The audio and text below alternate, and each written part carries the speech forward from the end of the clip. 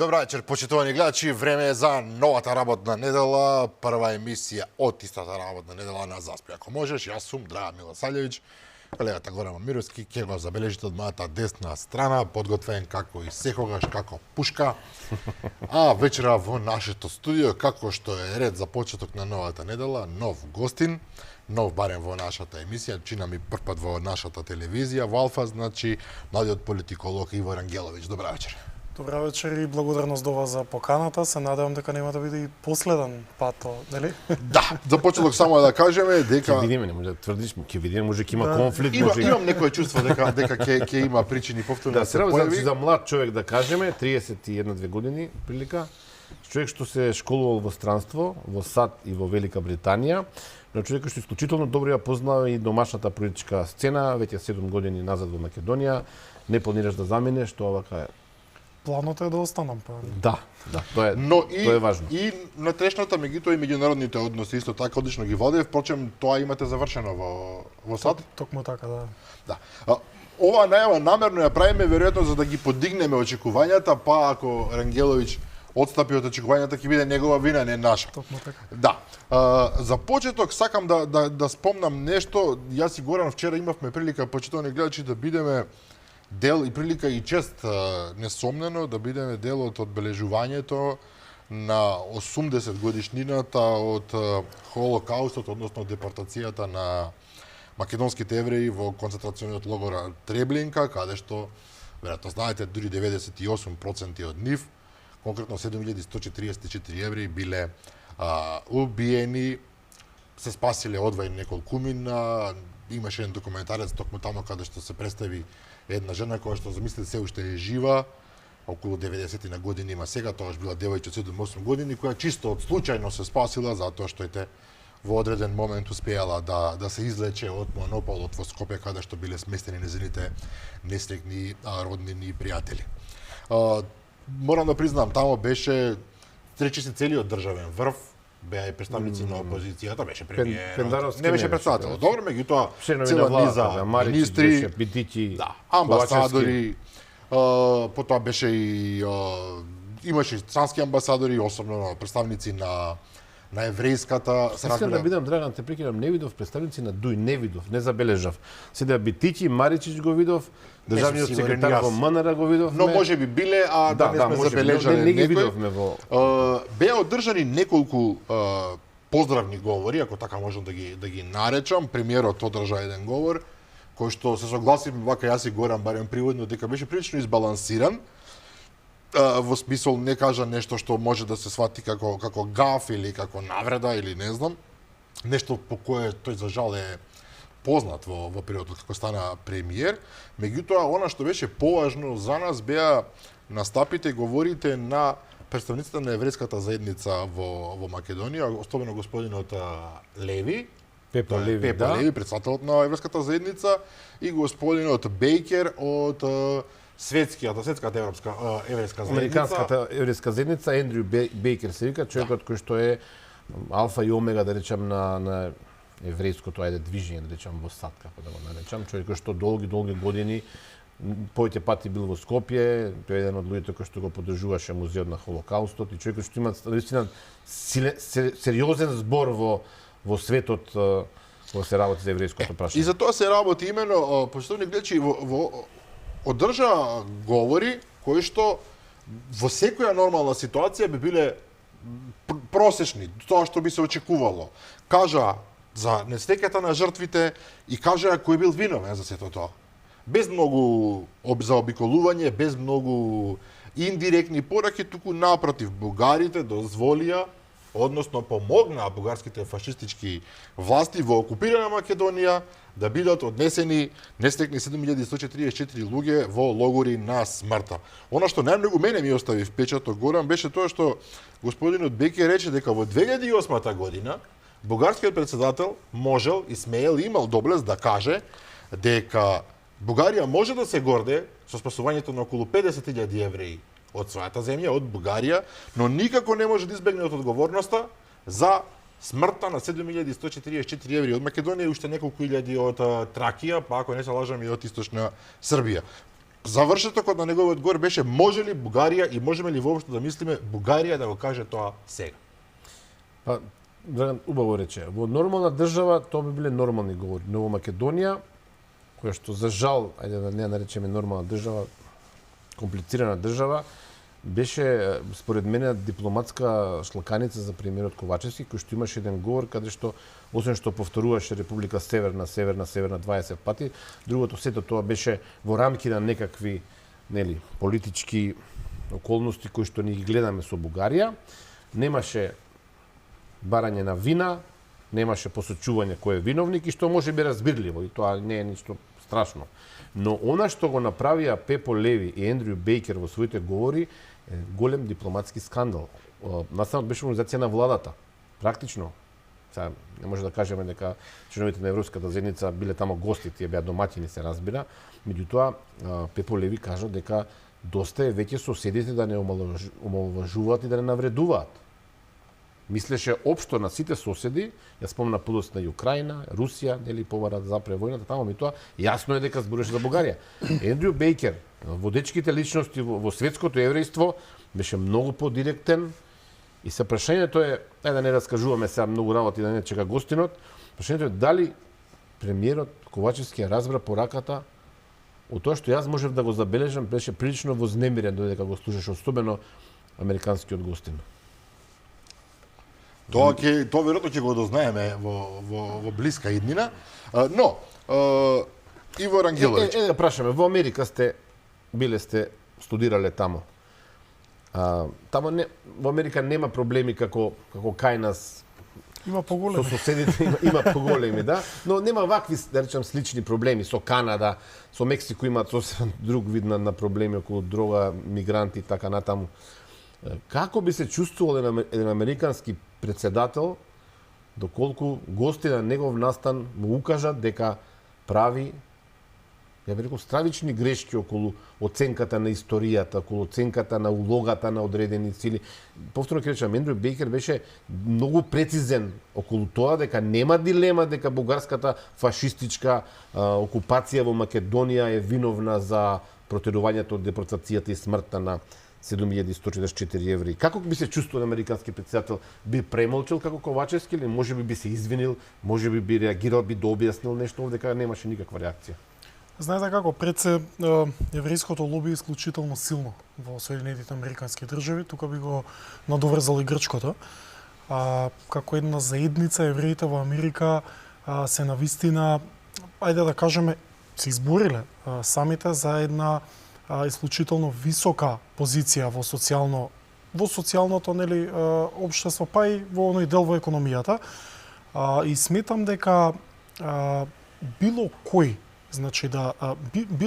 да бил на местото на нашиот премиер во случајот, па вклучувајќи го и самиот тој, не може да оди ниту заслугата, ниту вината кон еден човек. Сметам дека ние како колектив Македонија не сме повеќе да се дозволи некој да не омаловажува, да го прави тоа што конкретно во моментов го прави Бугарија, а да не ги исклучиме останатите соседи, буквално сите. Затоа сметам дека дури премиерот во случајов да направил некаква реакција, да направил некаков преседан, да се противел на сето тоа, се сомневам дека ние како граѓаните сега или јавноста како колектив, тоа би го поздравили и со тоа би поентирале. Што не би било случај во Соединетите американски држави, каде што секој чекор, секој збор, секој потек на еден актуелен председател на САД го мери јавноста и критиката е присутна. Значи, многу поголем е притисокот од јавноста на било кој председател на САД отколку во Македонија. Во Македонија што и да се случи, велам, дури некаков инцидент да се случеше на тој ивент, ќе пројдеше за 2-3 дена. Значи, тоа е во суштина... Без политички последици и одговорност. Апсолутно, Тоа е суштината. апсолутно. Така што сметам дека поголема кривица има јавноста во тоа како ги абсорбира и како ги концепира сите овие работи за кои говорите, за разлика од американската јавност. Кај американската јавност нема без сомневање, значи ќе се осуди, ќе се искритикува позитивно, негативно, неважно, меѓутоа нема да пројде тоа туку така. Што значи тоа, Рангеловиќ, дека сме ние како граѓани, како јавност, не сум сигурен дали зборот јавност е адекватен, меѓутоа еве, сме недоволно созреани или сме премногу мрзливи како општество или имаме или можеби тие што се на власт, било која власт, воопшто нема чувство за чувствата на граѓаните, за нивните ставови, за нивните маки. Не, јас се бидам да излечам поента од мислата на Рангеловиќ. Го имаме оне комплекс на инфериорност, можеби овдека кој што дури не само кон соседи или кон странски стили, туку и кон сопствената власт која доживуваме како некој од кој што не требаш да го допираш, не требаш да му се спротивставуваш. Па тука има повеќе фактори. Ја би го извел оној фактор географскиот. Ние сме многу мала држава и буквално секој со секого се знае. Ние сме држава од 2 часа возење плюс минус 200 километри и на некој начин ние сите се познаваме. Дали власта, опозицијата, секој од нас има некакви врски познаци на навод, нели? Во како и да го констатираме тоа. И сметам дека просечниот граѓанин во оваа држава не сака да излезе од комфорт зоната и да си остави своето јас во било каков ризик. Особено ако одите против власта. Која и да е власта.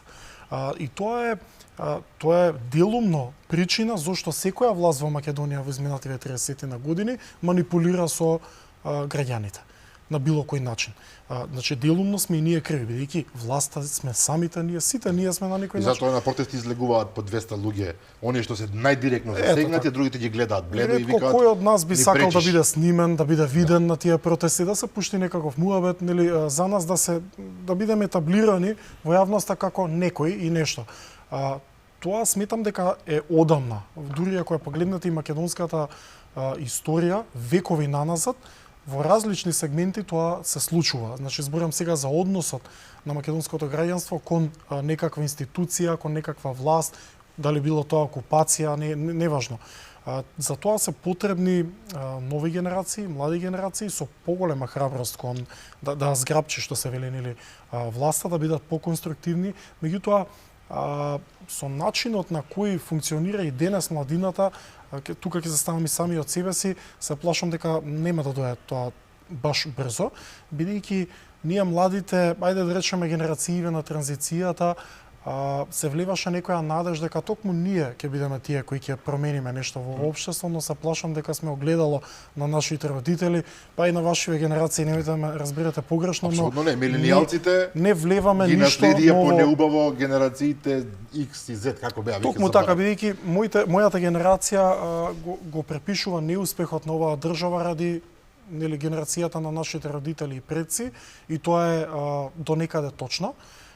Но ние како генерација не направивме и не правиме, ја не гледам дека правиме, Бог знае што за ние тоа да го промениме, некако влагаме во системот, влагаме во бубањот и сме комотни во таа комфорт зона, останавме да бидеме жртви на сопствениот личен интерес и затоа во Македонија, апропо муабетов, е многу лесно да станете политичар, а многу е тешко да бидете државник.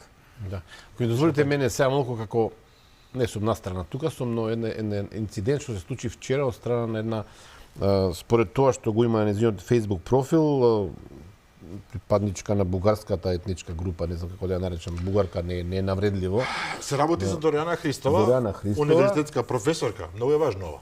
Да, на Кирил и Методи, кој што by the way падна под Штипскиот универзитет на Шангајската листа, преседан, кој што пред 5-6 години никој немаше да поверува, меѓутоа еве последната листа вели дека УКИМ е под Гоце Делчев од Штип. Но Дорјана Христова вчера, јас се чудам, денеска очекував реакција од обвинителството, па и од одредени групи за човекови права против говор на омраза, нема никаква реакција на незиниот говор на омраза и антисемитизам.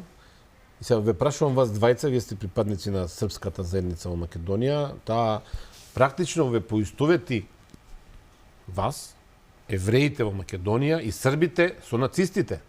Што ја кога го читав тоа и мислев дека нешто грешно читам, не знам дали Драган ти го имаш веќе отворено. Јас сум малку постар од гостината и ќе си земам за право да окажам следно. Господјата Дорјана, јас не ја познавам, се разбира, пред неколку месеци мене лично ме апострофираше во некој нејзин текст. Мене ме навредува секој ден на Facebook, но не се работи за лични работи. Овде се работи за беше на етничка линија бев спомнуван без некоја логика. Барем јас не можам да најдам логика и по таа основа ништо не реагирав. Се разбира, нејзина работа, ние што се занимаваме со јавност, со јавна работа сме навикнати да не напаѓаат, да не плукаат, па некој да ни каже некој убав збор.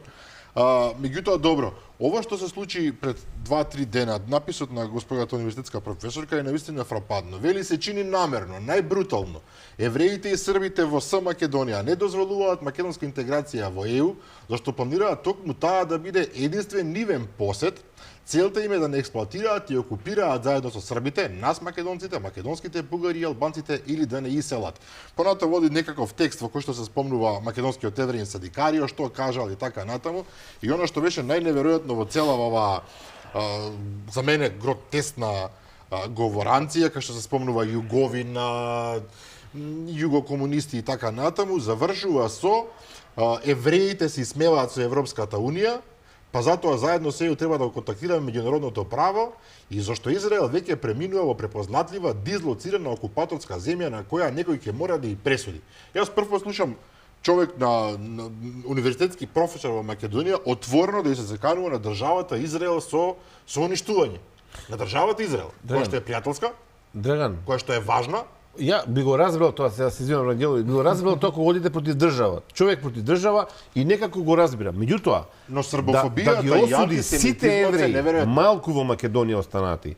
И Околу сите срби во околу Македонија. 150 до 200 евреи во Македонија. И сите срби во Македонија, колку и да се, 45-6 не знам колку се, да ги осудите вие. Во овој пост е ова, во другиот пост има споредба со нацистите. Значи ги споредува евреите и србите со нацистите. Да. И никој денес када не реагира од обвинителството, мене ми е навистина неверојатно. Вие ќе речете, ајде добро, жената може има некои проблеми, кажала, меѓутоа ова е јавен простор, луѓе, не знам сега ќе го споменам Лата за на изјава од пред 50 години што се случило, човекот има сериозни проблеми, да. И така натаму. Понатаму господјата бара извинување за гнасни клевети вели и дадени наредби, тоа него баш не го разбирам, на канал 5 и TV24, значи нашите па веројатно утре за нас, утре ќе пишува за нас. Слободно, да, затоа што незаслужено и срамно етикетирале со антисемитизам, обяснувајќи дека незиниот проблем е антисемитизам, би можеле премногу да забегуваме во целава работа, меѓутоа еве и го објаснува. Понатаму има многу постови господјата, многу време можеби ќе потрошиме. Да не потрошиме многу време, да. Јас на пример никогаш не сум се чувствувал како припадник на малцинство во оваа држава како загрозен на било кој начин. Ја искрено кажам, тоа секогаш е отсветала оваа држава за моја. Македонија е моја татковина, тука сум роден, тука живеам. Се случувало некој да каже по некаков недоветен збор некој некогаш и да навреди, но тоа сме го припишувал на лични слабости. Меѓутоа, ова се веќе станува кога луѓе на посериозни функции и универзитетски професор претпоставувам, излегуваат со вакви отворени напади, човек почнува да се прашува има ли некаква подлабока позадина во сето тоа. Притоа ќе го искористам и само уште еден момент. Господинот Љупче Георгиевски, имено председателот на ВМРО НП, така, Народна партија. Не знам ли е председател. Па, се предпоставам дека е председател се уште. Инаку господинот е во власта, многу е битно, иако е апсурдно поранешен премиерот ВМРО ДПМН е да биде во власт на СДСМ, но тоа е македонската политичка сцена, ја напаѓа ТВ Алфа денеска, па вели вака, ТВ Алфа како медиум на вардарскиот четнички корпус, чија цел е политички и културно да го србизира македонскиот народ во последните денови, влезе во отворена битка со мене. Значи, јас сум ја погодил целта, од оваа банда не се уплашив ни во 90-тите, а уште помалку сега. Значи, Алфа телевизија, почитувани гледачи, да знаете, е медиум на вардарскиот четнички корпус. Рангеловиќ, дојдовте во Каква коинциденција сега, двајца срби во студиово. Во четничкиот корпус, веројатно во медиумот, значи, сакам да кажам, вие како млад човек, без разлика како се чувствувате, рековте дека имате потекло српско, тоа е најмалку важно. Живеете како човек кој што студирал во Америка, живеел во Велика Британија, таму каде што културата на прифаќање на различностите е најнормална работа, и сега во сопствената земја доживувате од сепак сериозни ликови пораки кои што во најмала рака се зли. Од почеток. Многу работи кажавме, да, многу работи кажавме, да. Прво мала корекција за тоа кој сум и како се чувствувам, јас сум дете од мешан брак. Мојата мајка Затоа рековме е како и да се чувствувате. Мојата мајка е македонка, да. мојот татко е србин, а верувате или не, во целата таа комбинација јас се осеќам како ништо повеќе или помалку од граѓанин на светот. Доста патувам, образован сум во странство и тоа ништо не ми значи, одамна сум имун на тие идентитетски политики, не вашава констатација, него она што ја прокоментиравме изјавата.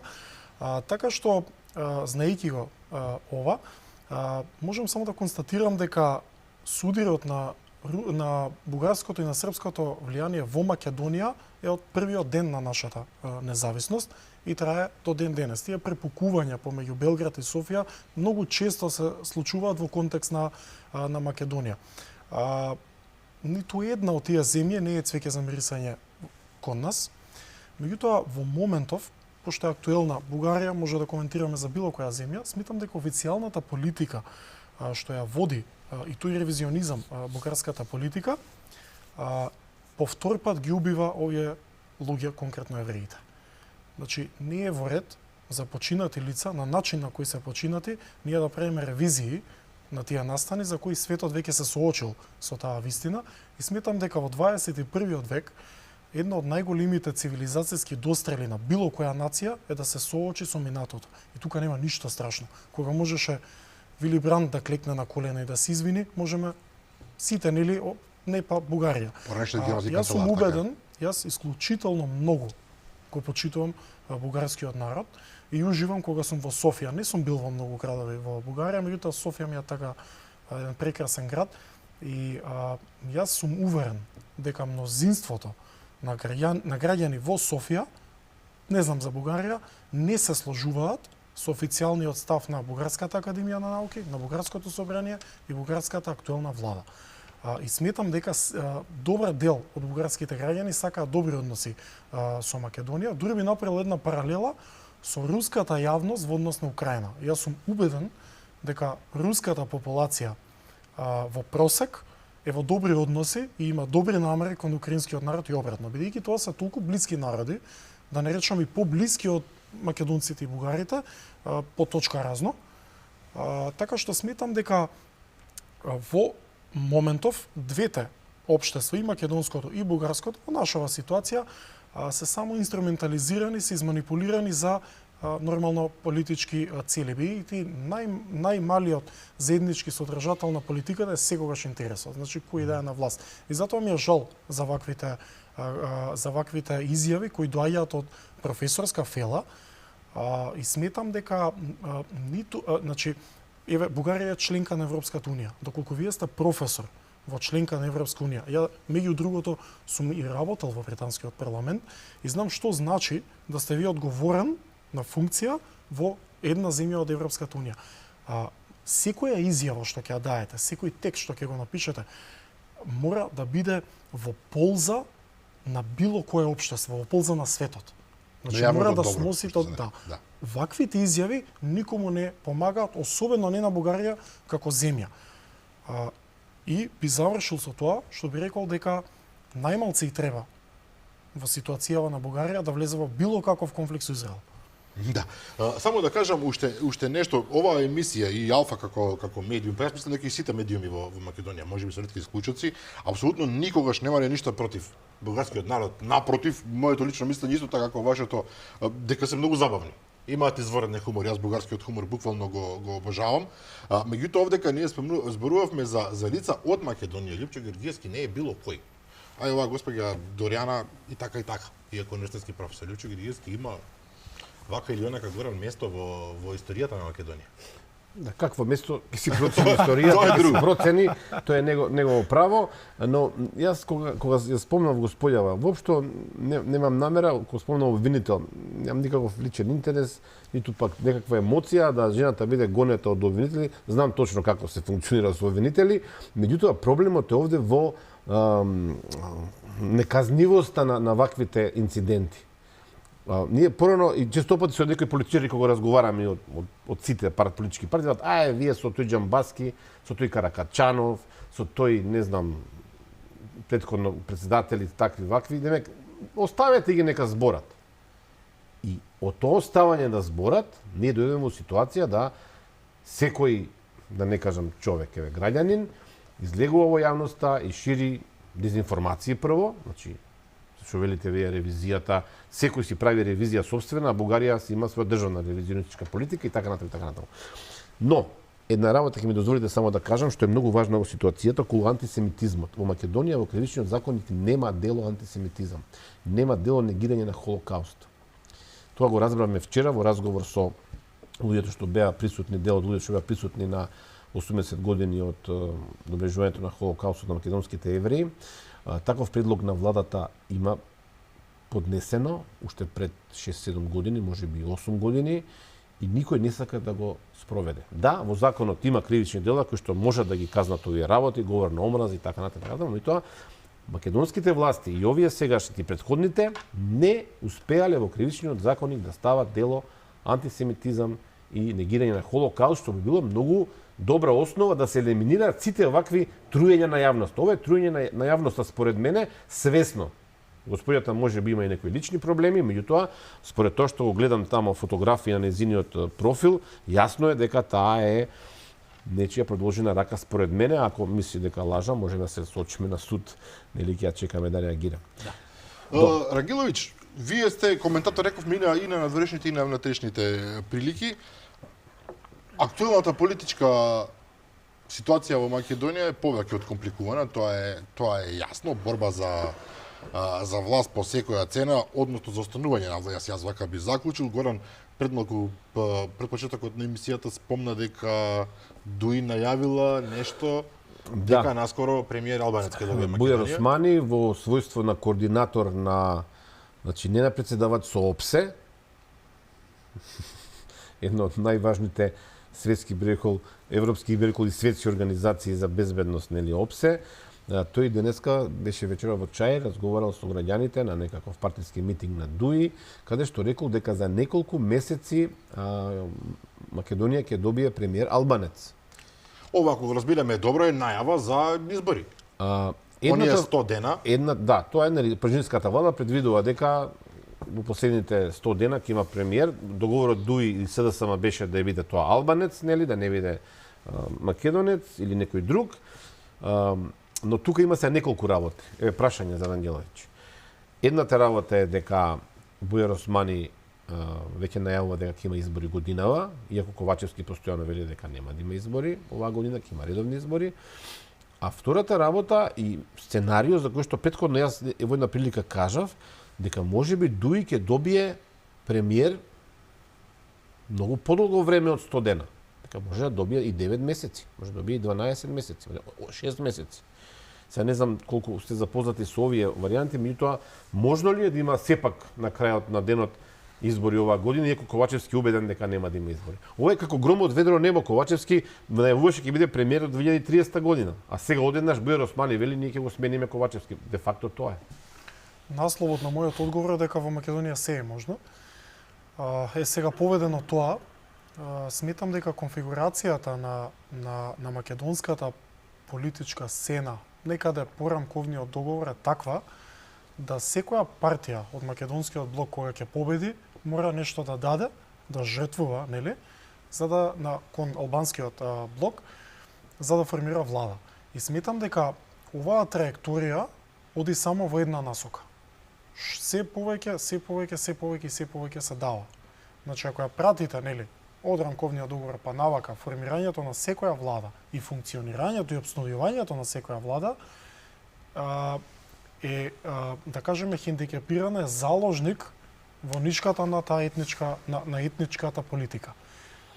Сега, наместо јавноста да збори дали дотичниот господин кој се спрема за премиер има квалитети да биде премиер, дали е добро за општество да биде премиер, јавноста збори важно е да има албанец или не смее да има албанец премиер.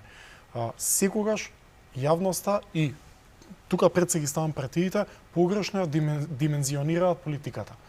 Значи, ајде прво да видиме дали тој албанец што треба да биде премиер, дали тоа пие вода, значи дали он е квалификуван, дали има способност да биде премиер, каква програма има тој, кој е тој човек, какво портфолио има, нели? Никој од нас не збори за тоа. Важно е да биде албанец. Сега говорам за оној албански блок кој управува со држава и сметам дека ништо добро не носи тоа на албанците. Значи, дали тој албанец ќе биде, дали тој премиер ќе биде албанец, дали презимето ќе му биде нејки, дали ќе биде со бугарска самосвест, не е толку важно колку што е важно ова што го говорам. Да биде човек, државник, кој ќе може да ја поведе оваа нација со толку многу етникуми и толку многу проблеми некаде и некако. Меѓутоа, самата почетна фаза, самиот, како да кажам, самата желба да донесат албански премиер е поведена од етничка политика. Така што јас нема да бидам изненаден која партија да победи да биде албанец премиер, а уште помалку ќе бидам изненаден јавноста кој знае како да реагира. Јавноста може да реагира по Facebook со некои изјави, вака луѓе да дојдат како мене седнат овде да критикуваат, да. Меѓутоа нешто повеќе од тоа не верувам. И тоа е поголемиот проблем. Сега реакцијата повторно не мора да биде на македонскиот дел од јавноста зошто е албанец премиер. Може реакцијата да биде зошто баш тој човек, може не го бива тој човек и така натаму. Меѓутоа ова што го говораме и не така атрактивно и не влага толку во увото на пресечниот македонец, е сега во однос на предвремени времени избори, сметам дека следната може да биде веројатно и формално предвремена коалиција помеѓу Социјалдемократскиот сојуз и останатите албански партии, ќе понуди нешто опипливо на албанскиот сектор, бидејќи нема избор. Сега стратешки гледано, ако сакате да го формирате тоа семејство, проевропско семејство и да на нивен грб да добиете избори, мора нешто да понудите. Во таква една констелација на нештата, сметам дека опозицијата, конкретно ВМРО, како партија би ја земал тука, би требало да постапи со тоа што би ја фрлиле ракавицата и би рекле ајде да се договориме. Ние ќе ги поддржиме како ВМРО уставните измени пред избори, а да има предвремени избори. Мило за драго, бидејќи според мене, тоа е моје лично убедување, уставните измени се завршена работа. Дали тоа ќе го направи СДСМ, ВМРО, нова влада, истава влада, тотално неважно. Дали ќе биде годинава, исто така неважно. Ако биде следната, само сме изгубиле една година. Бидејќи по прифаќањето на францускиот предлог, по депонирањето на истиот во Обединетите нации, ние сме врзани тоа да го направиме. Значи губиме време доколку дебатираме суштествено на таа тема. И сметам дека доколку победи, еве да кажеме, не да победи, туку да формира влада ВМРО ДПМН, па потоа во некоја друга констелација на таа влада ги изгласа уставните измени, би било понечесно према своите гласачи, па и према јавноста.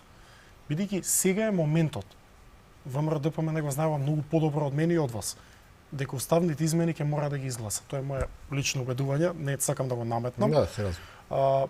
И сметам дека покоректно и по-легитимно би било за нив како партија да понудат такво нешто, а за возврат да добијат превремени избори на кои објективно е да ги добијат со релативно голема разлика. Меѓутоа, во оваа констелација на нештата постојат три тези доколку ми дозволите. Првата веќе ја кажа, таа е дека реконструкцијата на новата влада е спремање за избори и за една групација проевропска, нели? И така да се настапи на избори. Околу групацијата што рековте, мислите СДСМ со сите албански политички партии? Со тие со кое? Со ДУИ и со Алијанса. Така. Но тоа не е доволно. Според анкетите далеко од формирање на било каква влада. Спориме се спремаат за нови избори по кои ќе видиме каква ќе биде распределбата на таа коалиција. Анкетите и таа на ИРИ и Market Vision и кажам и други покажуваат дека оваа групација од три политички субјекти нема шанси да направи влада. Сега вака да бидеме не ги усмерувајте на три. Предизборно три, да, меѓутоа по изборите може ќе се предомисли некоја си алтернатива и некоја без. Така, кога ќе се јави некој од калето, може ќе се сменат работите по тие избори. Алтернатива веќе е неважен политички субјект, 0,7 на последната анкета. Беса има 2,8, ми се чини дека беше. Во ред, ќе го премислат и Павле Трајанов и значи добро, по таа логика тогаш и 30 пратеници од ВМРО ќе оди во таа влада. Не знам за ВМРО. За овие мислам дека се согласуваме на се маса. врати назад, нема логика. Не, сакам да ви кажам друго нешто. Тргнувате од таа премиса и ајде може да се согласам, сме го зборали и претходно, меѓутоа во ситуација кога СДСМ ќе оди, сега је сте политикологи, знаете како и македонските граѓани како реагираат. Ако СДСМ оди во албанска влада, че внимајте, СДСМ според анкетите сега може да освои 26, 28, 30, 32 пратеника, меѓу 26 и 32 пратеника. Ако освои 28 ќе треба да има повеќе албански пратеници од албанските политички партии од СДСМ. Во таква ситуација мислите дека македонците и останатите ќе гласаат за СДСМ? Мислам дека тогаш СДСМ нема да освои 120.000 гласови. Меѓутоа, поминати ќе бидат изборите. Ако има 28 пратеника, нема што да баре за гласови, така? Веќе се изгласало. За следните избори да сме живи и здрави, меѓутоа би формирале влада. Се согласуваме? Како ќе формираат влада?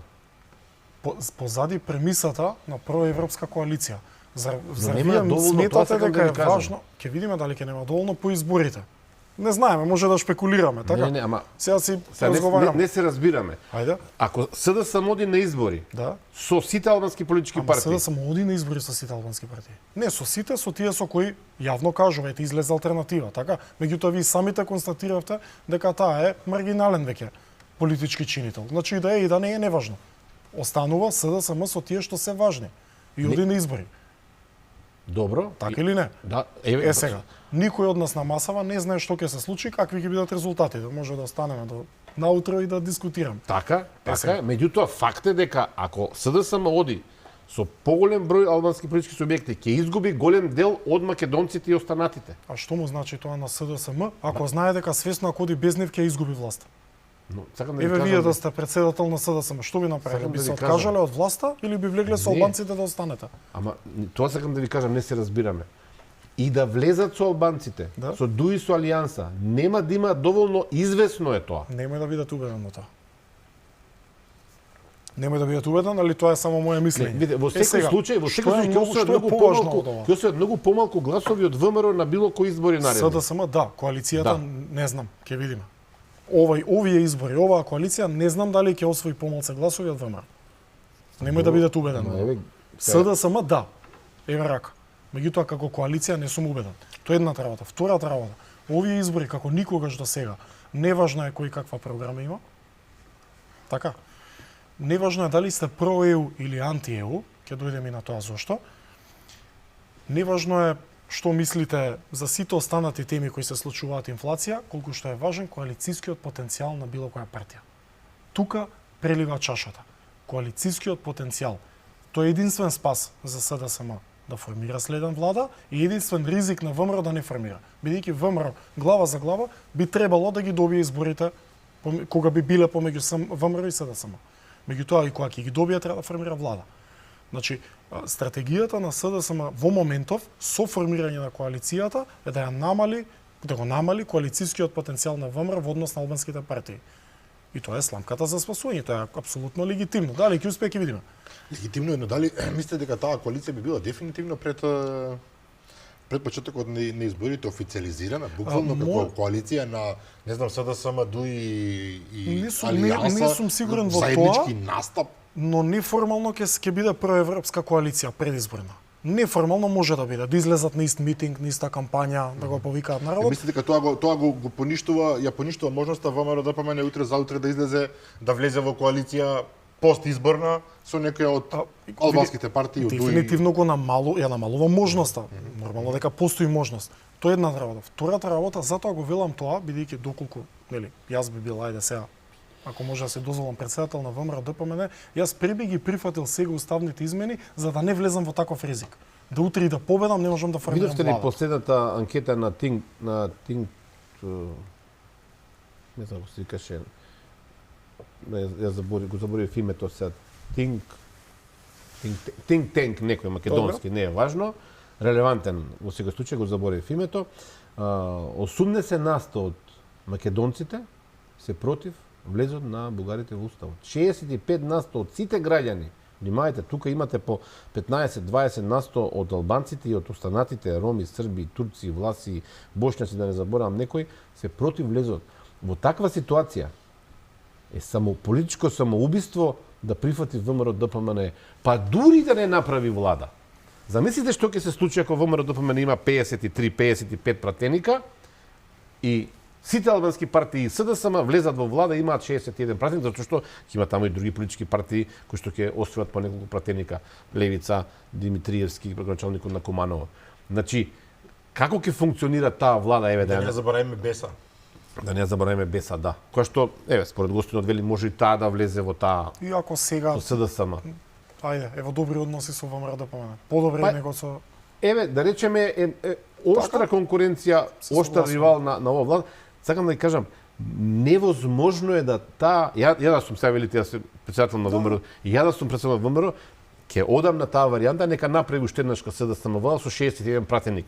Па мисли дека ќе функционираат заедно во иста влада алтернатива, Алијанса, БЕСА, ДПА, ДУИ и ќе функционира владата?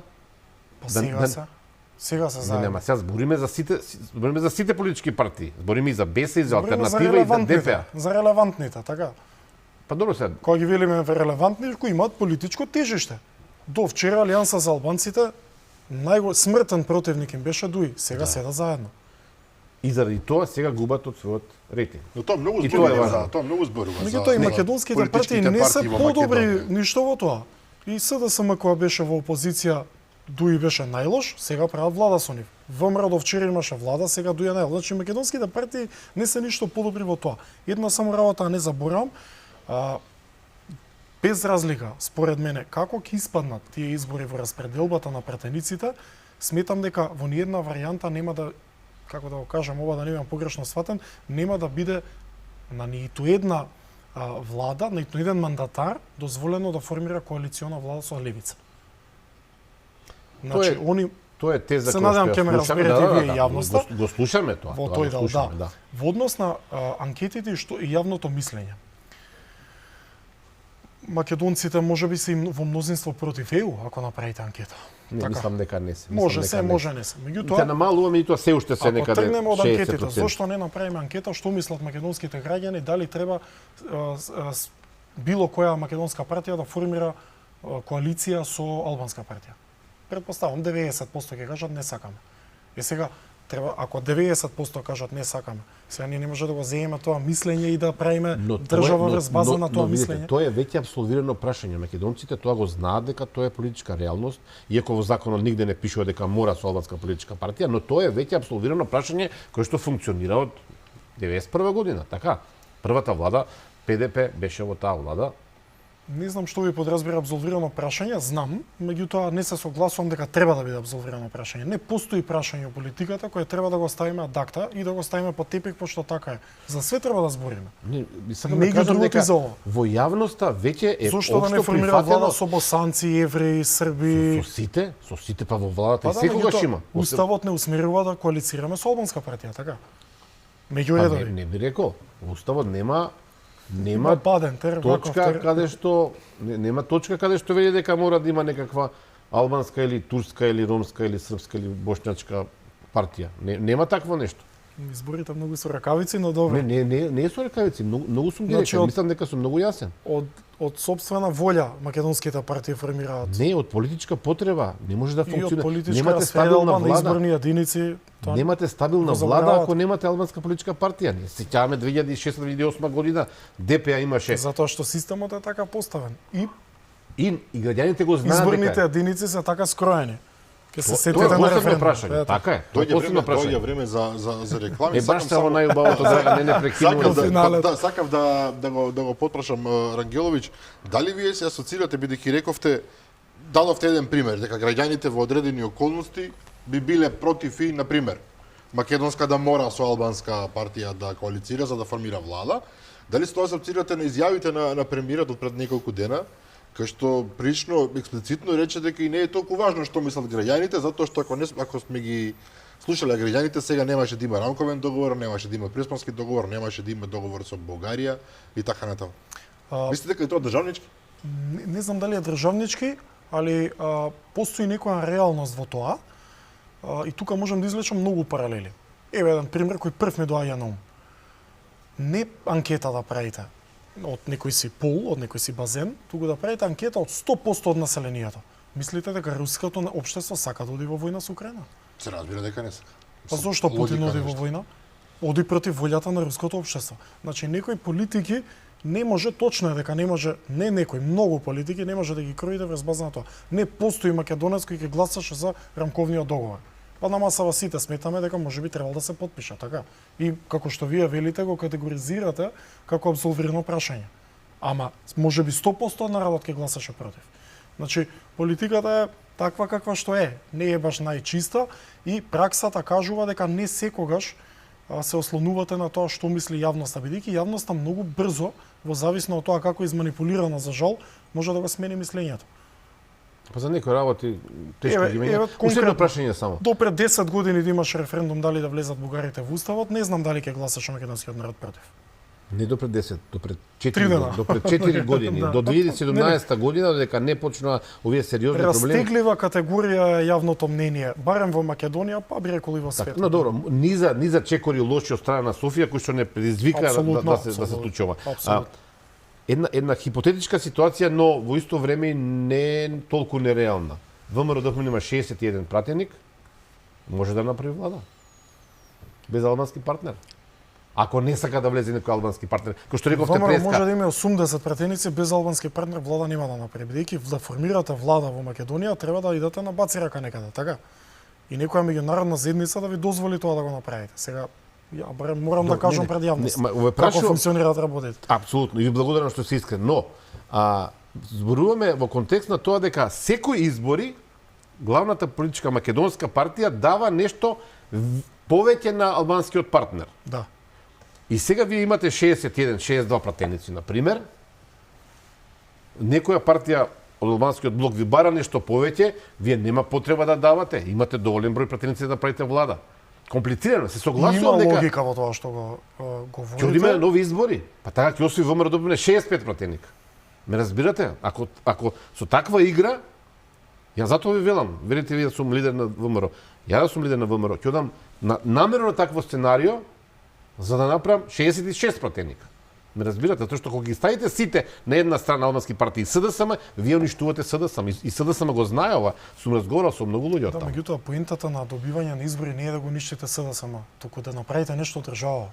Значи, вие најмал проблем е СДСМ и ВМРО. Држава во поглед на тоа. Значи, ние не гласаме, ние и вие, не гласаме на избори за ВМРО да го победи СДСМ или Ама обратно. вие претходно рековте СДСМ оди со сите албански политички партии. Да, Така. со И цел и тука- програма.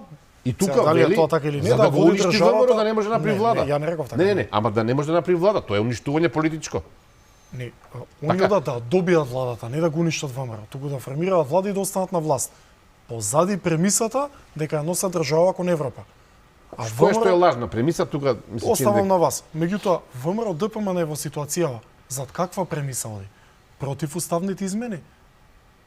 Значи, треба да излези и да каже, не е битно колку претеници ќе добие, еве 70 ќе добие. Важно е да му каже на народот кон што цели. Не е лошо да каже дека е против ЕУ, најмалце е тоа лошо. Ама кажи. Бидејќи ВМРО утре ако ДПМН ја водите не е против, државата, чекайте, Не, зошто ВМРО да ДПМН каже, не е зошто да против каже ЕУ. против дека е Зашто против ЕУ? Не, ја не реков дека е. Ако сте, кажете. Ако не сте, кажете дека не сте. Ама Меѓутоа, не мора вие јасна. се Сега сме на хипотетички, раскрсница ама со кажано Бугарија, е 100 така? пати, вие сте го слушнале тоа се. Дека ВМРО не е против ЕУ, кој почна преговори со ЕУ? ВМРО ДПМН. Кој предложи резолуција? Се помнила сте малку, не се сеќавате. Вака ги поставувате работите, ВМРО ако е против ЕУ да каже. Зошто да каже кога не е против ЕУ? Сега не сум бранител на сега ВМРО, актуелно ама ЕУ, не во то пред 2 години може не беше така важно. немојте ме Сега молам, раскрсницата алтернатива е ЕУ до Бугарија. пред 25 дена алтернатива беше за ЕУ, сега веќе не е за ЕУ. Кој ви рекол дека не е за ЕУ? Ајде утре Па, да има гласање ама, за уставни измени, не- а први ќе не дигнат велам прес јас. алтернатива. Владата вели дека тие што сега не се во Ама владата се носете против владата. ЕУ. Ние што викаме вечерва на масава. Што мислите ви алтернатива ќе гласа против уставните измени ако излегла владава? Не, тие најавија дека ќе гласаат за. Немојте. Ама не, ја не мислам, јас знам дека ќе гласаат. И па што е важно што вика владата? Реторик, како што е важно, па се зборуваме за позициите на владата. Како што е важно, значи владата не е важна. Не Не- е нема важно во логика. нашата аргументација. Важно е, поважно е во моментов нашето мислење. Ние сите на масава знаеме дека утре да има уставни измени, нели да се гласа, алтернатива и без разлика што е И без, во нова не само влада, алтернатива, и и без без. ќе гласа. Па што е важно дали е во влада или не е во влада или што кажал премиерот во контекст на тоа. Кога сите Збориме знаеме за дека тој проевропски фронт. Така е. Додека беа во владата, Да. за СДСМ и ДУИ тие беа проевропски фронт, Така сега е. излегува и не се проевропски фронт, иако знаат и тие дека и тие ќе гласаат. Значи, немате вие... од каде тоа дека не се проевропски фронт? Дека Па не сите- се заедно во владата? Па да, мислам, Нема врски, Павле Транов е надвор од владата, па е европски фронт. Па добро, сега вие ги слушате изјавите на владата дека тие што не се во владата, што имаше изјави за Африм Гаши дека излегол од проевропскиот фронт, сега може не сте Не, ги... проевропскиот фронт е формалното име на таа коалиција. Европски фронт. Значи се повикува на името, а не се повикува на контекстот проевропски фронт. Но малку е апсурдно затоа што освен Така. левица условно кажано, сите други се за Европски фронт. И левица е за Европска унија, меѓу другото. Левица е против значи, НАТО. Тоа значи тоа значи дека сите се за европски фед. Помалку тоа прави една ментална еквилибристика кај власта, но добро, И инструмент за манипулација. И инструмент за манипулација. Овдека морам да направам пауза за жал. Разговараме со младиот политиколог Иво Рангеловиќ, враќаме по рекламите.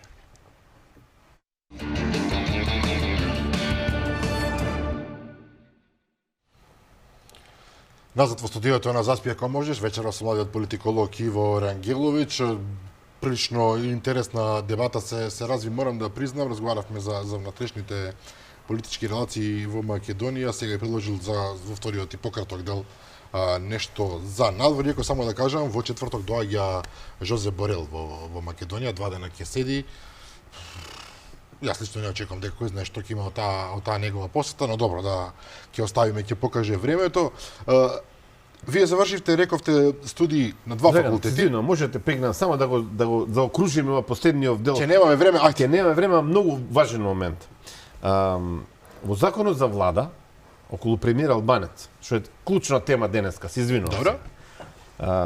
Вели дека техничкиот премиер кој што веќе Бујар Османи го најави како Албанец, ќе биде кандидат на ДУИ, претпоставам, минали Албанец. Во законот за влада вели дека мандатот на техничката влада го добива партијата која што има најголем број пратеници во собранието. Во моментов таа политичка партија е ВМРО ДПМН. Политичка прагма мене јасно ми е. Кој може да направи влада? Меѓутоа, Стево Педаровски ќе мора да го даде во техничка влада според законот, значи нема овде толкување, не интерпретација, прецизен е законот, вели председателот го дава мандатот на председателот на партијата со најголем број пратеници, тоа е ВМРО ДПМН во моментов. Што правиме во тој случај? Само не разбрав релацијата, каква врска има тоа со албански премиер. Па, Бујар Османи вели ќе има премиер Албанец, Добро. така? А не знае дека во законот за влада пишува дека мандатот треба да го добие Мицковски. Там, меѓутоа, може и Мицковски да каже нека биде премиер. Така, Петко Петковски. Да, но Не мора да биде Мицковски, може пак да биде... Но тоа е политички договор. Така, Така, да. Мицковски мислам дека нема да го. Ова е договор меѓу СДСМ и ДУИ за премиер Албанец, не е помеѓу ВМРО и ДУИ. Да, искрено не го знам законот за влада. Многу прецизен е да. и човек што... Ако е така, да, мислам, нели, чоросокак. Така, Ќорсокак, што ќе правиме тогаш? Како ќе се изместува тогаш од тоа што ќе рече... Па ќе седнат и ќе го сменат законот. Нема да е прв пат овде. Па добро, законот за влада, сега мислам дали е системски. Не смее да менувате од кога ќе се распишат избори, меѓутоа нема уште таква најава, така да утре. Добро, Драган, извини, Да, не, морам да го кажам. Чисто да, како додаток на ова, Гаши денеска започна средби со граѓани, веројатно во обид да се поврати на јавната сцена алтернатива и во таа насока вели дека ги отвараат вратите за соработка со сите и важно им е да имаат добар однос со сите, разговараат со граѓаните, со своите поддржувачи за да донесат одлука веројатно со кого ќе бидат понатаму. Ова е малку политичка изјава, ние би соработувале со сите. Не може и со ВМРО и со СДСМ да соработувате например. Зошто да не, Драган? Зошто да не? Зошто да не? Рековме преска, во македонската политика се е можно. Да, но да се свртиме малку на светот, бидејќи нема многу време. Се случуваат многу чудни работи. Одека не мислам на војната во Украина. Во САД Silicon Valley Bank, Силиконска долина банка пропадна пред неколку дена, веднаш потоа пропадна уште неколку банки, ако не се лажам. Потоа берзите почнаа да тонат. Тоа нас се уште не допира, веројатно. Меѓутоа обично како што оди тој систем по вертикала, веројатно кога ќе почнува да се уништува, да паѓа берзанскиот и банкарскиот систем во Америка, обично тоа се префрла во Западна Европа, додека трепнеш, доаѓа и кај нас. Од каде прво произлезе целава ситуација? А второ, што може да очекуваме? Дали можеби и нас некако ќе не допре? Ние немаме економија, се извинувам, така да Рецесија има таму кај што има пари. Таму може да удри рецесија. Кај нас нема пари, така да рецесијата е... Но гледаме во Америка снимки каде што луѓе трчаат да вадат пари од банки, помалку надреална сцена. Бајден денеска даде изјава нема да им помогнеме на оние кои што ја финансирале банката, затоа што тоа е капитализам, вие сте знаеле во што влегувате. Рече, сте ризикувале, што да ви правиме сега? Вака. Мала корекција околу изјавата. Изјавата на Бајден е во контекст на тоа дека нема да ги спаси банките. тука се повикува на капитализмот, меѓутоа ги осигура депозитите на граѓаните во тие банки. $250 многу битен момент. Па добро, тоа и не е така мала сума. Не, мало, ако имате да, толку. Тоа е една работа. Второ, Silicon Valley Bank е банка која е специјализирана за кредитирање на стартапи. Значи е лимитирана во својот обем на работа. Вторава која пропадна, мислам дека беше Signature Bank од Њујорк, каде што добар дел од депозитите, да не карикирам со проценти, меѓутоа мислам дека некаде 1/3 од депозитите во таа банка се во криптовалути и од компании или лица кои се бават со криптовалути. Ако логицираме по таа основа, веројатно не би влијанието, консеквенциите не би биле обсежни како што тоа се случи 2008 година. Бидејќи многумина прават таква паралела. Па да, дури овие Доналд банки Трамп рече дека немаат- ова ќе биде полошо дури од 1929. Тој може и Доналд малку Трамп премногу многу отиде. работи рекол, па не биле така, но па и Бајден за волја на вистината. Да. Но ајде барем да се надеваме дека овие банки немаат таков обем на работа и немаат таква влијание и таква моќ за проекција како што тоа имаше, да речеме, Lehman Brothers. Нели? Така, поведени од тоа сметам и се надевам дека можеби нема да има некое големо светско влијание и таа криза да се доведе онака каква што беше. Но сега и Silicon First Valley Republic Bank важи за втор најголем банкрат во историјата на САД. На стартапи само.